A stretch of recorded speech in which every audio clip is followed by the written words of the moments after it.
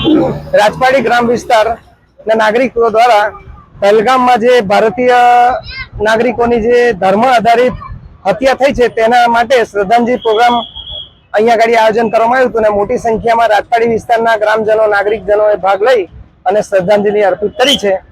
અમે આપણા દેશને એક મેસેજ મોકલવા માંગીએ છીએ કે ભારતની તમામ નાગરિક 140 નાગરિકો ભારતીય સેના સાથે છે।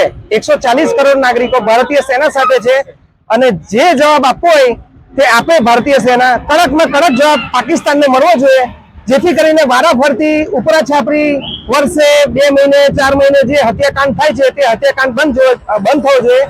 પાકિસ્તાનના આતંકવાદીઓ એવું દેખતા નથી કે કોને મારવું છે, પણ આ પહેલી વખત ધર્મ આધારિત જે થયું છે એમાં ભારતમાં રહેલા મુસ્લિમ વર્ગને પણ એ લોકો કંઈક ને કંઈક જગ્યાએ શરમ અનુભવવાનું પર મહેસૂસ કરાવી રહ્યા છે। બસ આ વાત કહીને હું પૂર્ણ કરું છું મારી વાત।